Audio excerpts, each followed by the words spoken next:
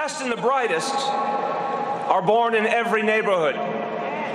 We all have a shared responsibility and a shared stake in making sure their destiny is defined by how hard they work and how big they dream, and not by their zip code.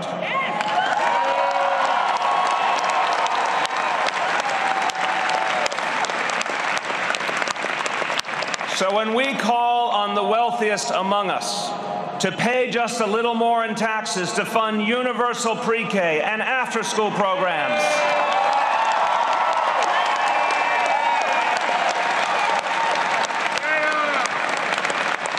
we aren't threatening anyone's success. We are asking those who've done very well to ensure that every child has the same opportunity to do just as well as they have. That's how we all rise together.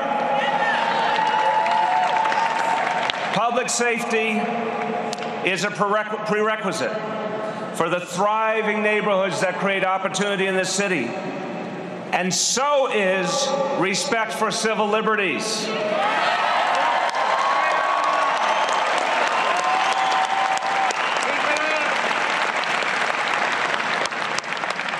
The two are not mutually exclusive. In fact, we must have both. We must work to promote a real partnership between the best police force in the world and the communities they protect from danger, be it local or global. New Yorkers on both sides of the badge understand this. We're all hungry for an approach that acknowledges we are stronger and safer as a city when police and residents work hand in hand. So in New York, you could vote for example, Bill de Blasio, either on the Democratic line, or you could vote on the Working Families Party. That's correct. New York has this unusual voting system, legal in a half a dozen states or so, in which a candidate can appear twice on the ballot under two separate lines. It's a way for the minor party to add a little oomph to its vote. Vote for de Blasio, we say, or our city council candidates, but send them a message about taxes or health care or housing, whatever the issues are, and then the votes are added together for the final tally. It's just a way to put a little extra message into the vote.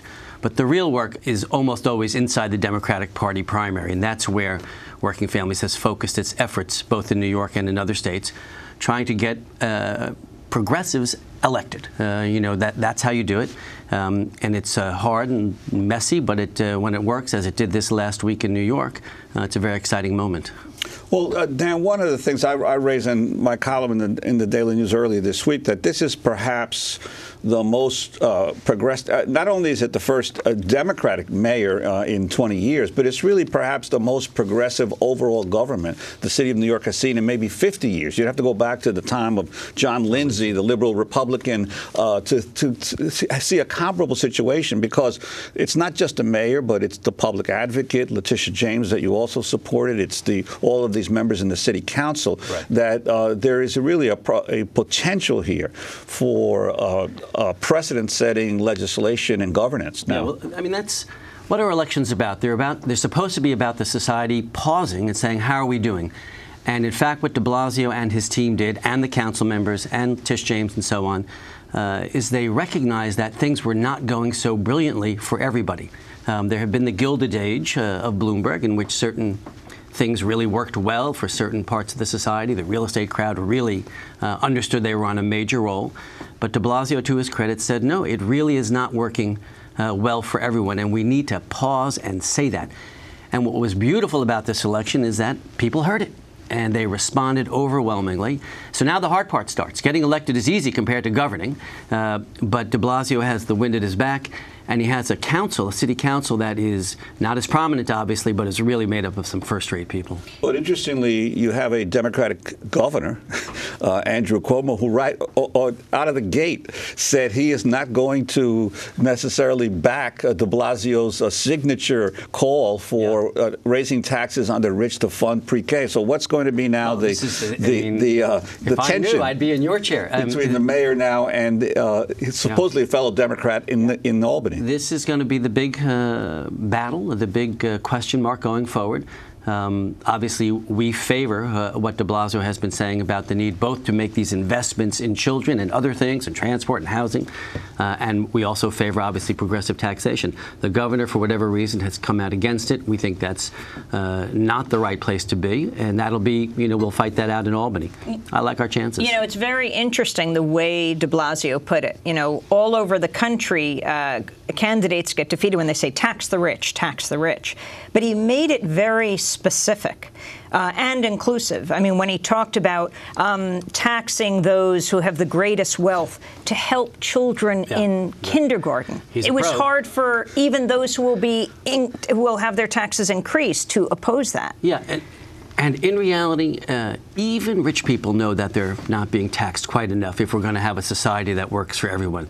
We're probably underdoing it. I know the conventional wisdom is it's death for any candidate to ever say they're in favor of higher taxes, but it's actually not true, particularly when you say the money is going to be used in ways that provide broad social betterment.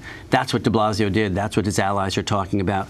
Again, he still has to deliver. He has to combine the need for people to see the government being efficient and effective with the more visionary things he wishes to accomplish. He won by 73 against Joe Lhota, who was 24%. This 73%. This is one of the largest margins in the country. Yeah, I can't remember one this large in a long time in a major race. Now, it is New York City, and it's got a pretty progressive-minded electorate. And we have a public financing system, and that's one of the things. All the candidates have the same amount of money, and when the candidates have the same amount of money, it means the best ideas have a better chance of being heard. Now, to what degree do you think the relative success of the past few years of the Working Families Party can be replicated in other parts of the country? I know you've had some victories in a few states, so you may want to talk about it a little bit more, but how is the lesson of what you've been doing here possible to extend to other municipalities and other states? The core idea is that people actually like common sense progressive ideas. And if you can actually get them heard over the money din and over the media din, they will respond. That's the lesson of the de Blasio and the Council of Victories, is that people actually like what we're talking about when we say wages ought to be higher, people's lives ought to be a bit more secure, transportation ought to be massive investment, so on and so forth. These are not crazy ideas. These are common sense, quite popular ideas. So the trick is, are we patient enough to build the political organization and power and infrastructure and candidates and training sessions and all the things that over the last decade have produced this change in New York? Turns out we can. In Connecticut, very important elections, not nearly as prominent in Bridgeport, very poor city in Connecticut, around school privatization, in which parents and working families and teachers sort of rebelled against the No Child Left Untested crowd that really wanted to privatize, and they won. Shocking victory. And it's going to have, I think it's going to reverberate in at least the school reform wars around the country. Oregon? Oregon was an electoral moment. It's an off year, but in the legislative session, there have been some great victories there. The most prominent one, which you mentioned, has to do with this notion of debt-free higher education, in which students go to public college tuition-free and then pay back out of their income afterwards, 1.5% if they went to a 2-year college, 3% if a 4-year college.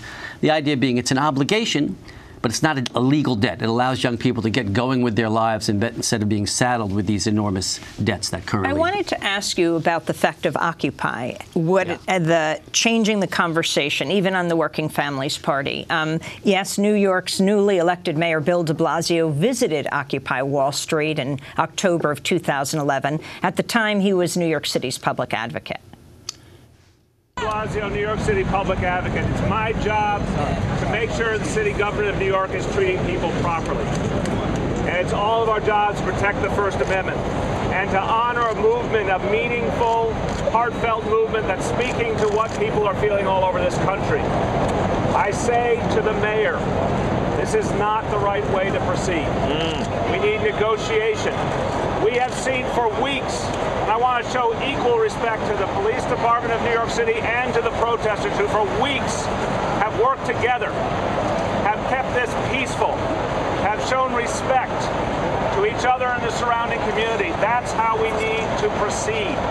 We need negotiation, and there's still time to do it. It's up to the mayor and everyone at City Hall now to change course, to sit down with the people from Occupy Wall Street and find a peaceful way forward. Thank you. That was Bill de Blasio visiting Occupy Wall Street in 2011. He also got arrested protesting hospital closure. Yeah, I think I was next to him when he said that.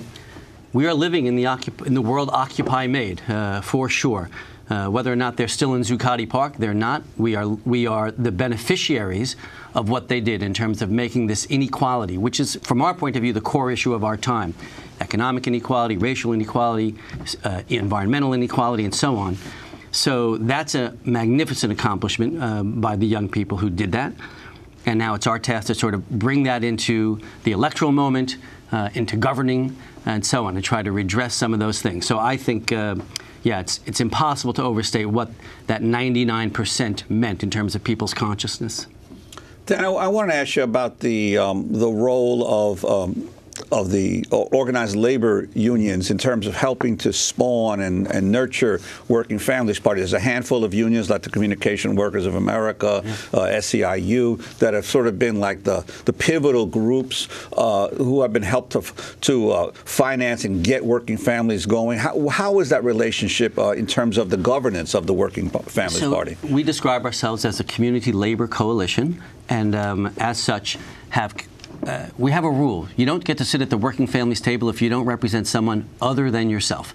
We think it's important that people have a base. What are leaders? Leaders are people who have followers. So that's community activists, it's labor leaders, it's green, environmental organizations, issue activists. The unions are integral to our